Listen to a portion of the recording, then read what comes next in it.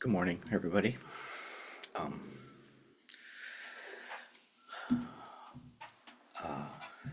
for anyone who doesn't know me, I'm Kurt, and I'm talking to you this morning from Rockville, Maryland, where I can hear the crows cawing outside and the trash trucks driving around in our neighborhood. And those two things are not unrelated to each other. The crows know when it's trash day, and if you're not meticulous enough with how you put out your trash, they will take advantage of that. But so I want to start off this talk this morning by with a mantra that Zen Master Sung San taught, and and I'll say a little bit about the mantra afterwards. But first, I just want to repeat it. I'm not going to use the mope talk or anything. Sometimes that's done, but I'm just going to say or recite the mantra 3 times. It's called the Bulso Soje Gilsang Dharani, so it's actually a dharani. Bulso Soje Gilsang Dharani. Namu Samanda Motanam Abaraji Harasa Sananam Danyata Om Kakakai Kai Hum Hum Abara Abara Bara Abara Bara Abara Jita Jita Jiri Jiri Para Para Sonjiga Shiriye Sabaha Namu Samanda Motanam Abaraji Harasa Sananam Danyata Om Kakakai Kai Hum Hum Abara Abara Bara Abara Bara Abara Jita Jita Jiri Jiri Para Para Sonjiga Shiriye Sabaha Namu Samanda Motanam Abaraji Harasa Sananam Danyata Om Kakakai Kai Hum Hum Abara Abara Bara Abara Bara Abara Jita Jita Jiri Jiri Para Para Sonjiga Shiriye Sabaha. And I want to dedicate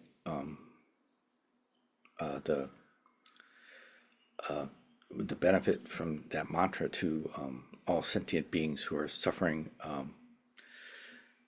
Not just all suffering sentient beings, but especially those who are suffering, experiencing extreme forms of suffering.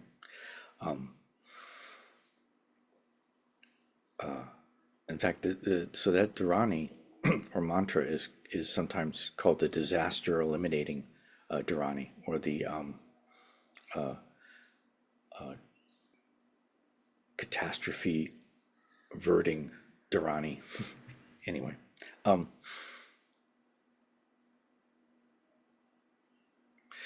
it's so the title of that the title of that dharani is the Bulso Soje Gilsang Dharani, which literally means the Buddha spoke, eliminate disaster, auspicious, good fortune, dharani. And it's interesting that this particular mantra or dharani, and this isn't going to be like a detailed talk about what mantras and dharanis are, but it's interesting that this particular mantra begins with the 2 words. The title of the dharani begins with the 2 words, Bulso, the Buddha spoke. And in fact, and I'm not an expert on this, but from what I know, as a general rule, the mantras that are used in Buddhism were all mantras that were taught by the Buddha. So I said that this is a mantra that Zen Master Sung San taught, which is true. But it's not something that he made up, or it's not something that's particular or peculiar to Zen Master Sung San's teaching or to Korean Buddhism. In fact, one of the great things about reciting this mantra is that pretty much all Buddhists throughout East and Central Asia practice this mantra. It's very popular in Tibet, in addition to being very popular throughout China and Japan and Korea and Vietnam.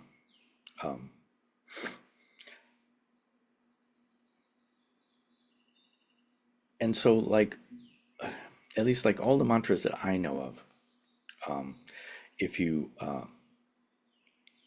dig into it a little bit, you find that this mantra comes from a sutra, which is generally the case.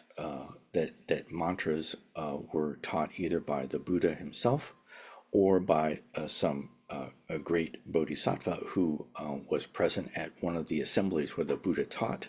And so when the Buddha taught, it wasn't always just him doing all the talking. People would ask questions, and also sometimes there were people, other teachers there who would also give teachings. So the Heart Sutra, for example,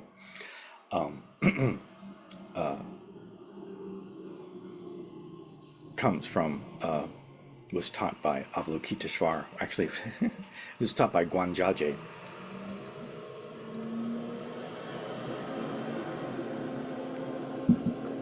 Guanjaje, which is one of the names of Avalokiteshvara. The Great Dharani, which is another dharani or mantra that Zen Master Sung San taught, was also taught by Avalokiteshvara. There's a very interesting and very strange little sutra that is the sutra in which the Great Dharani was first taught. But one of the things that's good about the practice of mantras is that it's a very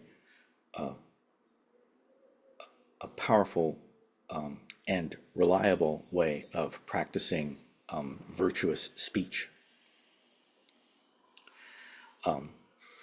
So the Buddha taught that there are 4 kinds of non-virtuous speech. There's the first kind of non-virtuous speech is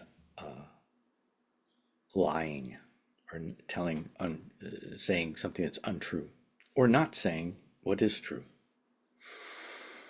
The second type of non-virtuous speech is divisive speech. Divisive. And I'm going to talk about these a little bit more. This is kind of the main thing that I want to talk about. So I'll come back to each of these. First is lying. Second is divisive speech.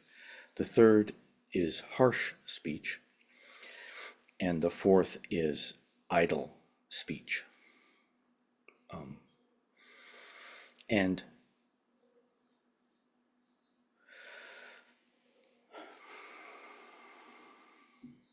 so there's 2 ways to avoid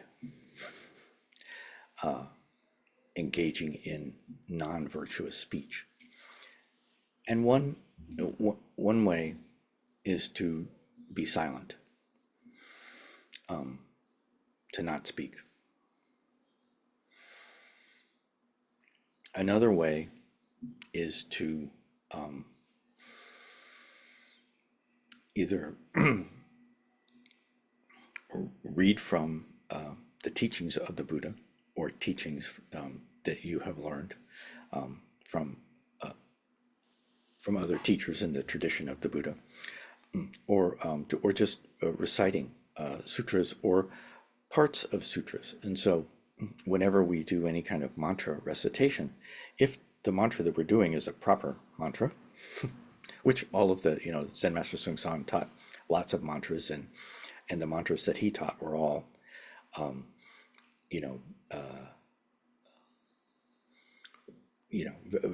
very widely practiced mantras throughout the Buddhist traditions of East Asia, China, Korea, Vietnam, Japan.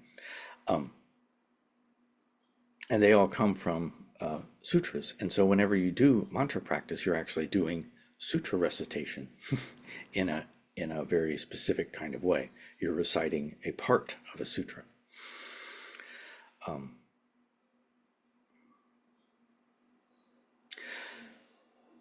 So the first kind of non-virtuous speech that the Buddha taught us to avoid is lying. And as simple as that might seem, and of course, as children, we were all taught not to lie. But as simple as that might seem,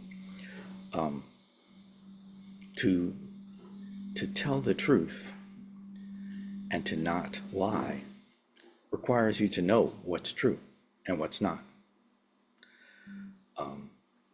And which is actually quite a challenge.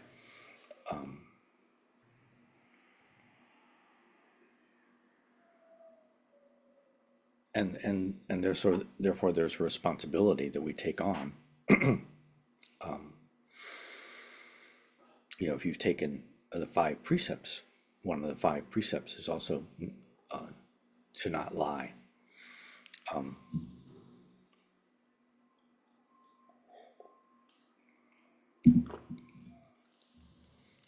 But it's very difficult to actually practice that if you don't know what is true and what isn't. And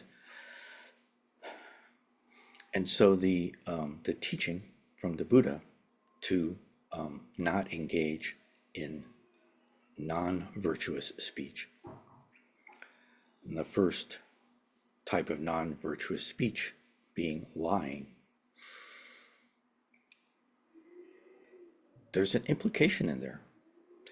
And the implication is that we are capable of distinguishing between what's true and what's not.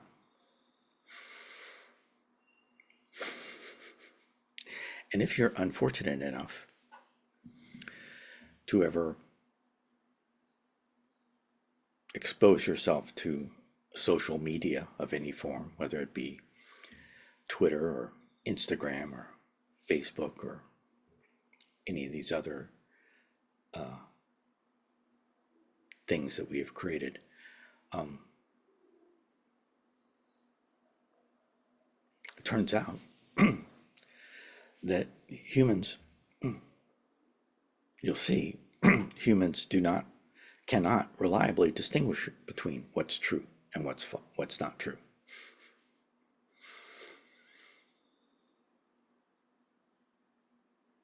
Even the most basic things. When the COVID pandemic started, and to this day, there's all kinds of disagreements among people about basic questions related to our health. Should you get vaccinated or shouldn't you get vaccinated? Should you wear a mask or shouldn't you wear a mask?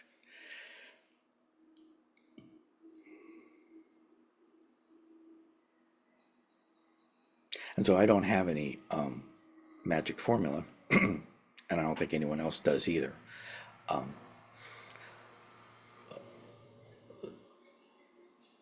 But this is a very non-trivial problem. To try to seek to say things that are true and to not say things that aren't true. Turns out to be quite difficult, quite challenging. So the second type of non-virtuous speech is divisive speech. And I kind of like to look at divisive speech and harsh speech, which are the second and third types of non-virtuous speech, together, because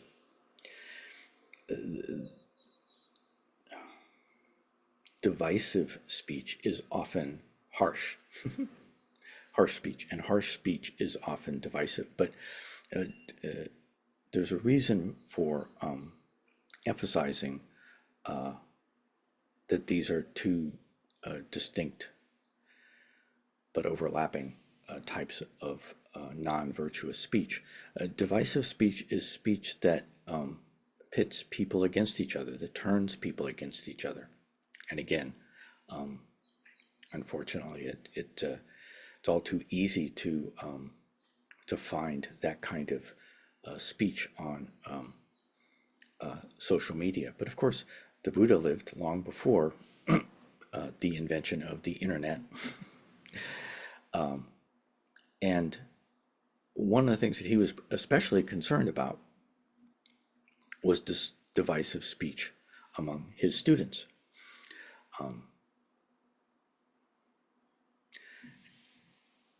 And so he wanted people to avoid engaging in any kind of speech, especially among his students, that would create division among his students.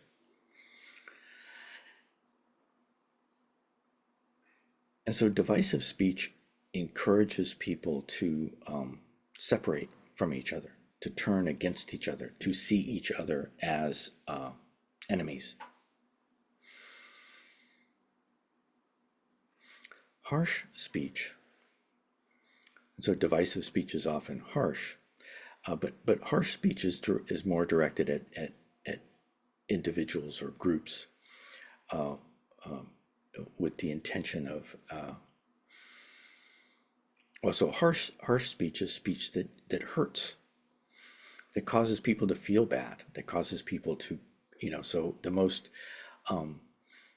probably the most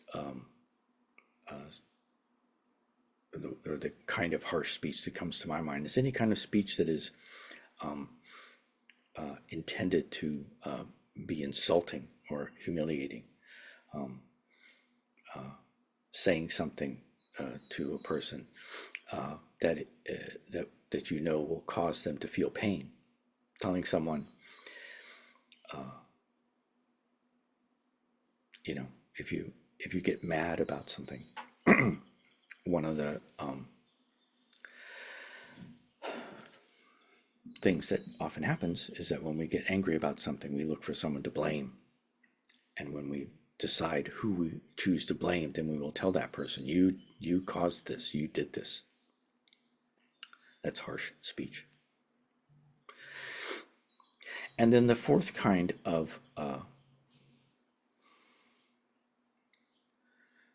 non-virtuous speech is idle speech. And sometimes this is called gossip, okay, which is, but more generally, it is speech concerning things that are unimportant. So it's speech that is causes our own minds, and then as we speak it, the minds of other people, to be focused on trivial things. So, and again, this is something that in the news and on social media is quite pervasive.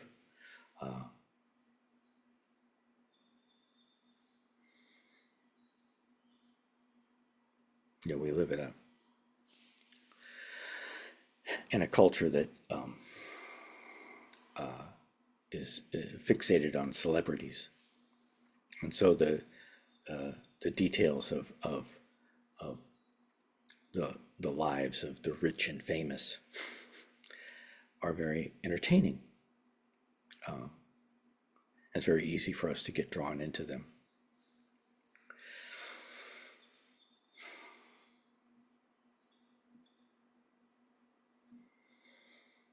And so how do we avoid these, so the four kinds of non-virtuous speech have a mirror pair in the four kinds of virtuous speech, which are it's pretty obvious, but the difficulty here is not in defining or describing these things. The difficulty is in actually putting them into practice. So the first kind of virtuous speech is telling the truth. The second kind of virtuous speech is a unifying speech, as opposed to harsh speech, saying things that encourage people to be friends, that encourages people to like one another, or maybe a little bit more practically speaking, the speech that encourages people to put aside their differences.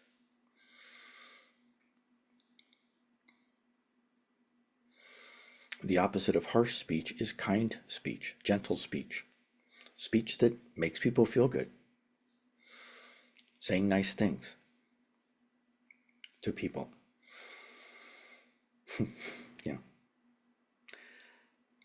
saying hello to someone when you walk by them at work. You know, it can be quite interesting. You know, if you work in an office or a big environment, you pass by people all the time, and sometimes people will smile and nod or say hi, and sometimes people will just walk straight past you, not even acknowledge your existence. It's amazing how much that can move your mind one way or another. And the fourth kind of virtuous speech is to, well, what's the opposite of idle speech? What's the opposite of wasting our time and energy and our attention on gossip and trivial matters? Is to speak about the dharma, or to speak the dharma.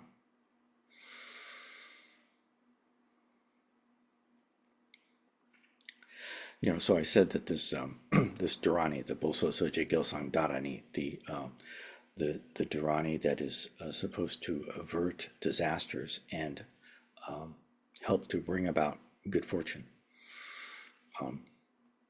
was taught by the Buddha in a sutra, and the sutra that it comes from is very strange. A lot of which is actually it for a sutra, it's not really that strange, because this is common for many sutras are like this. The Buddha traveled up to a heavenly realm to go talk to the gods, who are one particular set of gods who are in charge of the motions of the stars and the planets. So this is actually a kind of an astrological mantra, because this mantra was taught to these gods in order to help them to do their job, to help maintain the balance and equilibrium of the cosmic forces represented by the motions of the stars and the planets in the sky.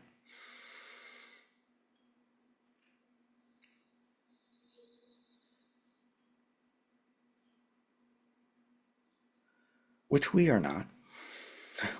We are not gods controlling the movements of the heavenly bodies. But we can, and we do, participate in the harmony or disharmony of the cosmos. And one of the most powerful ways that we influence, we have an influence on the world through our speech.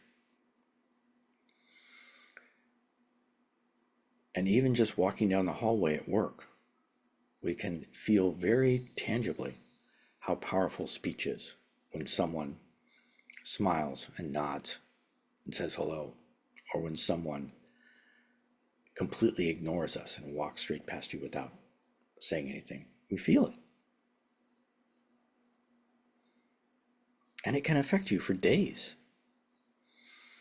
It can turn a person into your friend or into your enemy. That almost random interaction.